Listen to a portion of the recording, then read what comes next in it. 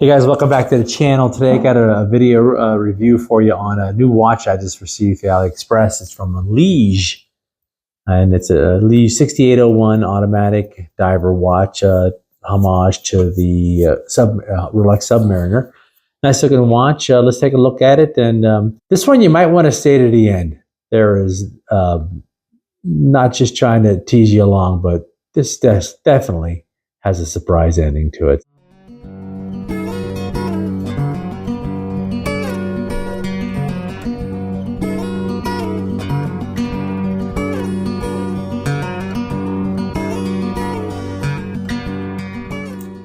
Okay, so here we go. So this is the box that it came in.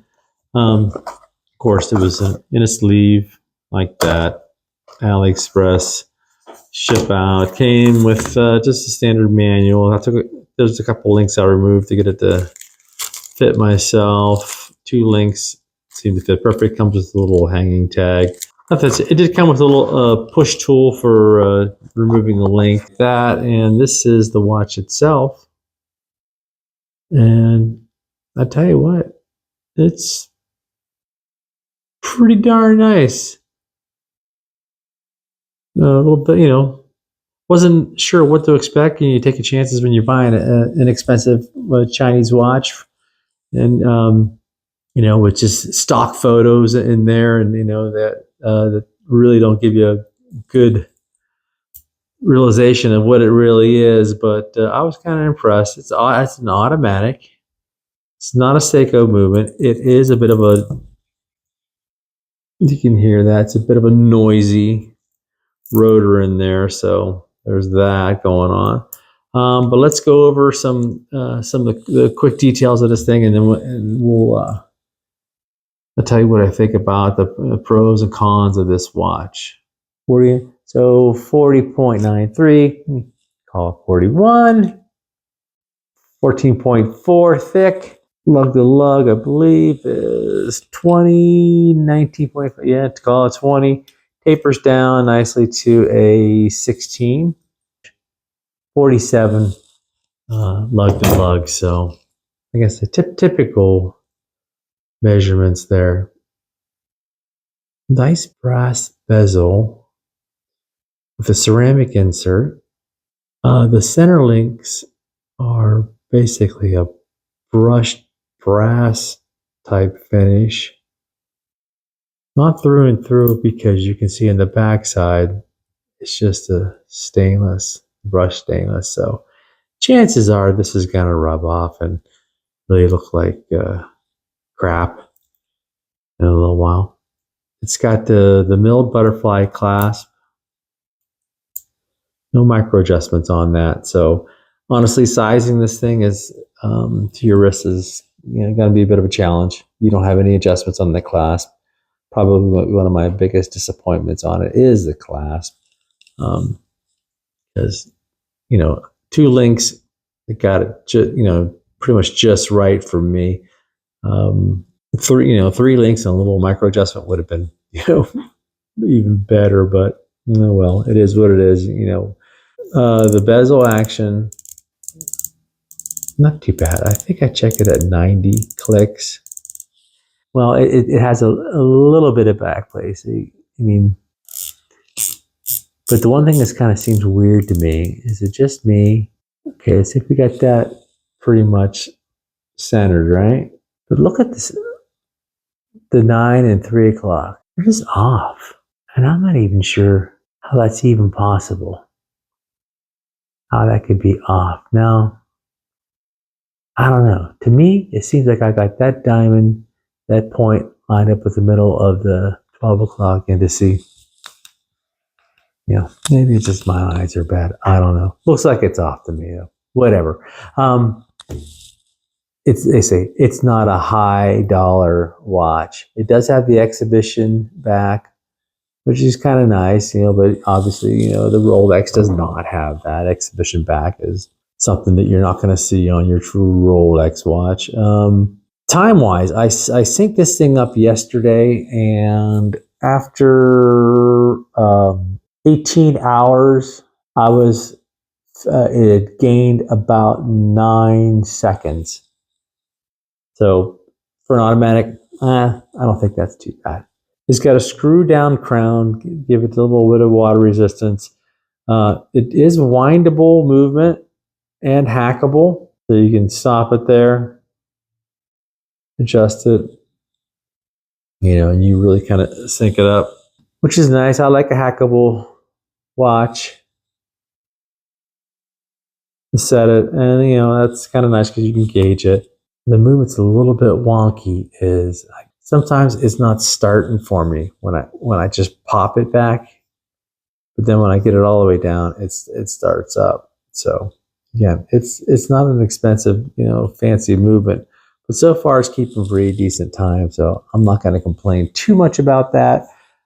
It does have a signed crown, which is a nice little feature. As you can see, the side of the bezel is brushed. The top edge of the coin notch seems to be polished on the top edge and brush on the side.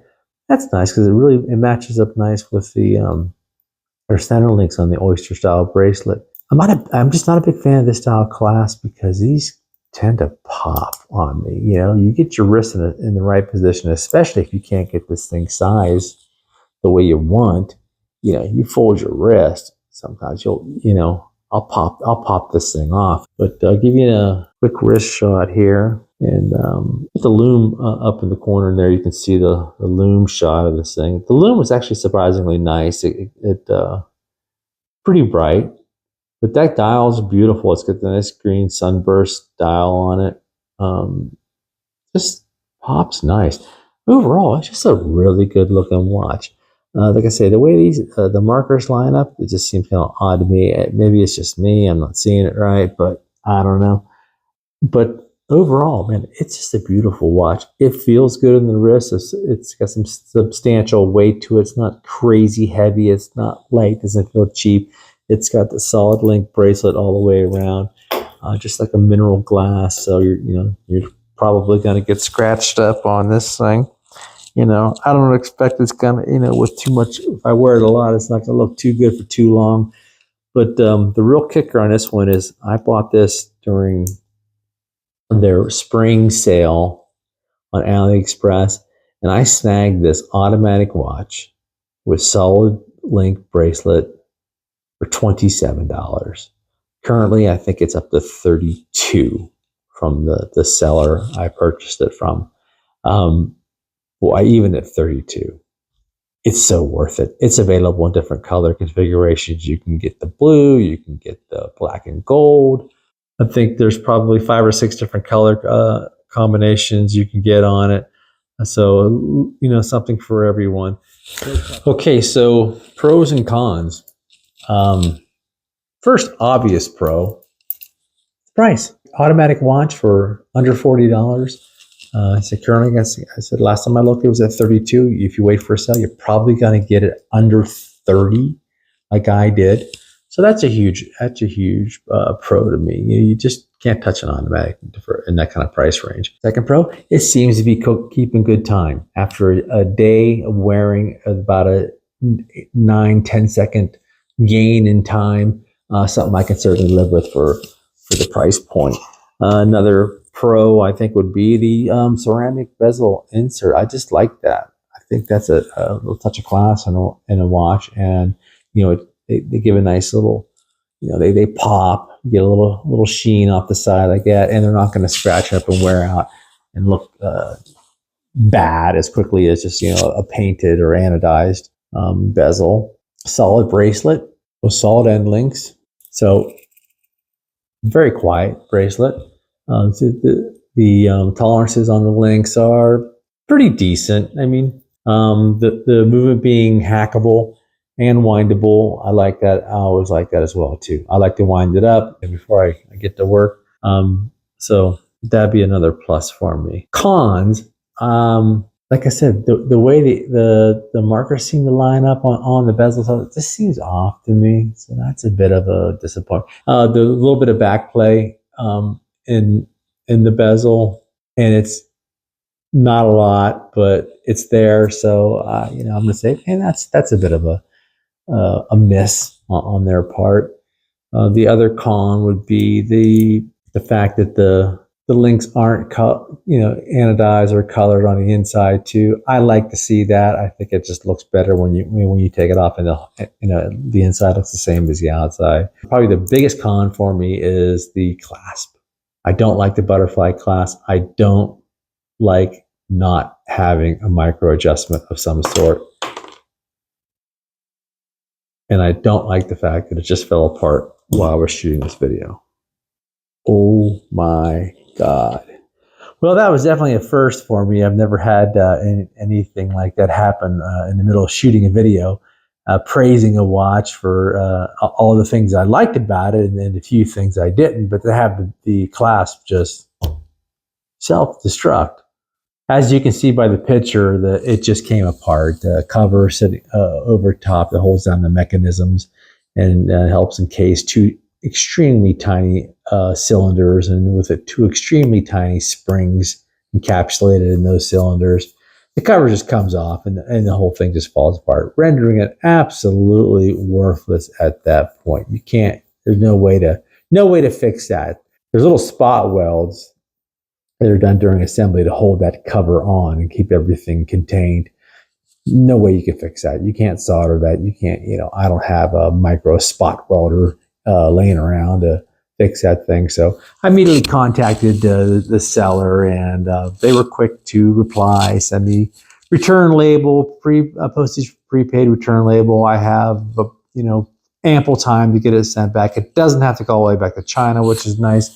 It just needs to go back to California. So that's a plus. So I'm debating now whether do I ship this thing back, because there's a lot of things about the watch I do like, or do I just order a clasp? And I've actually, at this point, I've ordered a clasp from Amazon. Found one for about $13. Made a little bit different. I can get the exact same clasp that failed, but I opted to go with one that was seems to be built a little different. The retaining mechanism cover is fastened differently. It looks to be riveted, a small rivet on it. So I'm going to give that one a try and see how that works. So I should have that in a couple of days, put it back together. Because I can't, honestly, like you said, I still like the watch. And for $28 that I paid for it, at $13 for a new class for $41, that's still, I think a pretty good deal. I'm in for a dime, in for a dollar at this point. Do I want to ship it back, order another one, maybe take a chance getting something with a different problem, maybe a mechanical problem or whatever, wait 10 days from China for another potential problem, or just, let me just see if I can salvage the one I have. And I like to tinker, so I'm opting for the salvage part. So anyway, thanks again for watching. I really appreciate it. If you enjoyed the video, please give it a thumbs up. And if you'd like to see more content like this, that'd be awesome if you could subscribe. Thanks again, and I'll catch you on the next one.